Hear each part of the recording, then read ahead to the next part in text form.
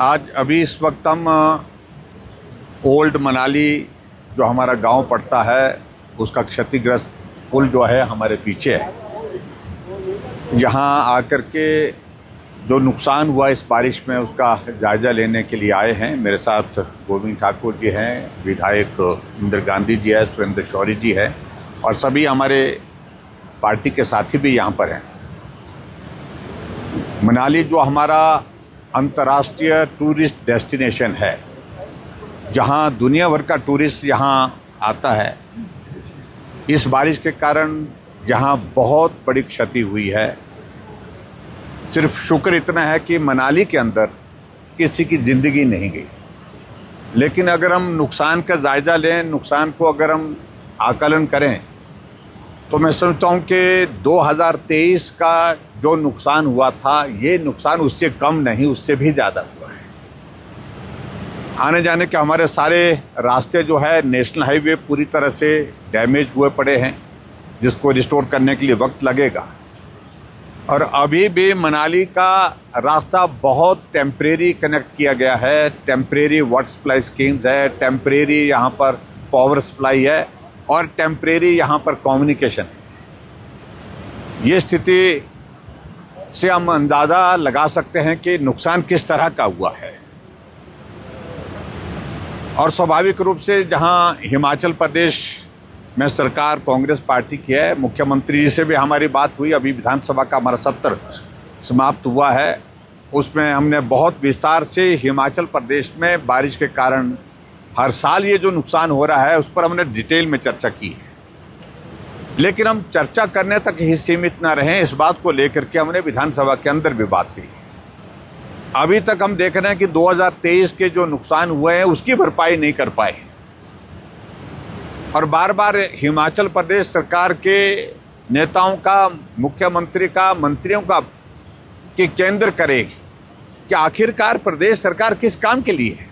ये भी तो सरकार चुनी गई है। पहली अगर प्राथमिकता है हिमाचल की संपत्ति अगर किसी आपदा के कारण क्षतिग्रस्त हुई है, डैमेज हुई है, पहली प्राथमिकता स्टेट गवर्नमेंट की रिस्पॉन्सिबिलिटी है उनको रिस्टोर करना। नेशनल हाईवे डैमेज होते हैं तो नेशनल हाईवे को रिस्टोर करना ठीक तरह से ये केंद्र सरकार का भी दायित्व है। केंद्र सरकार लगातार पैसा दे रही है, लेकिन हमारे लिए चिंता का विषय है कि स्टेट गवर्नमेंट को जो फंड्स सेंट्रल गवर्नमेंट की ओर से जो दिए जा रहे हैं, क्या उसका उपयोग जहां नुकसान हुआ है वहां हो रहा है। ये सोचने का कि कहीं ऐसा तो नहीं केंद्र से जो पैसा आ रहा है वो सरकार चलाने के लिए खर्च किया जा रहा है, हमारे लिए चिंता का विषय है। और इसलिए आज भी जब कुल्लू में मैं वहाँ पर प्रभावित इलाके का दौरा कर रहा था, मुख्यमंत्री का वहाँ पर मिलना हुआ अचानक, मैंने कहा कि तुरंत जो मदद इस वक्त प्रभावित परिवारों की आप कर सकते हैं उसको करने के लिए प्रयत्न करें।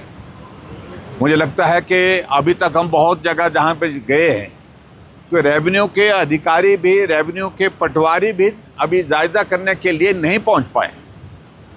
आपदा के कारण जो नुकसान जहाँ जहाँ ज़्यादा हुआ है, विशेष तौर से अब मैं हिमाचल प्रदेश में सबसे पहले ज़्यादा नुकसान हमारे इलाके में हुआ था, मंडी जिला के अंतर्गत सराज में, जहाँ एक ही रात में 29 लोगों की ज़िंदगी चले गई थी। और एक ही रात में अगर 3 विधानसभा क्षेत्र का अगर उस वक्त का आंकड़ा अगर हम जोड़ें, नाचन, करसोग और धर्मपुर के इलाके का, मंडी के इलाके का, तो 42 लोगों की ज़िंदगी चले गई थी। तो अब तो नुकसान वहाँ तक नहीं सीमित, अब तो पूरा हिमाचल प्रदेश प्रभावित हो गया। कोई इलाका ऐसा नहीं बचा जहाँ पर नुकसान नहीं हुआ है। अब हमारा ये कहना है कि जहां नुकसान हुआ है दूसरी जगह के रेवेन्यू के अधिकारियों को डिप्यूट किया जाए ताकि जल्दी से जल्दी असेसमेंट हो सके। जैसे मनाली के अंदर नुकसान हुआ, कुल्लू के अंदर नुकसान हुआ, हमारे अगर हमीरपुर में, हमारे बिलासपुर में अगर नुकसान कम हुआ है तो वहाँ के अधिकारियों को 1 महीने के लिए यहाँ पर भेजा जा सकता है। यहाँ भेज करके असेसमेंट करना, मौके पर जाना, रिपोर्ट देना और फौरी राहत देना, ये प्रदेश सरकार की प्राथमिकता होनी चाहिए। इस सारी चीज़ के लिए इस तरह से काम करने की आवश्यकता होती है। हम भी हिमाचल प्रदेश में 5 साल सरकार चलाए हैं, तो उस वक्त हमने इस तरह की स्थितियों का सामना किया है जहां आपदा आई है, लेकिन हम जल्दी करते थे, प्रभावित लोगों को राहत के लिए इंतज़ार न करना पड़े, इस बात को सुनिश्चित करते थे। और अभी हम इस बात को देख रहे हैं कि नुकसान कुल्लू मनाली के साथ साथ में हमारा जहां बारिश का मौसम, बरसात का मौसम बहुत कम होता था, लाहौल का इलाका, वहां पर भी बहुत बड़ा नुकसान हुआ। बहुत सारे पुल बह करके वहां पर चले गए हैं, कनेक्टिविटी जो है वहां पर बर्बाद हुई है।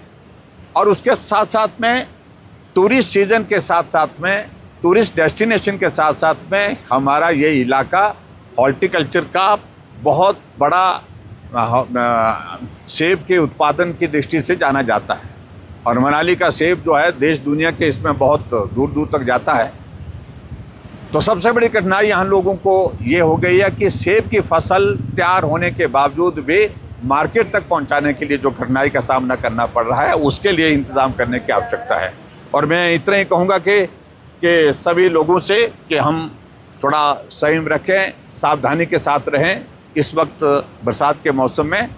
और स्टेट गवर्नमेंट से हम इस बात के लिए आग्रह करेंगे कि जो रेस्टोरेशन के काम है और उसके साथ साथ आपदा प्रभावितों को राहत देने के काम है, उसको तेजी लाने की कोशिश करें।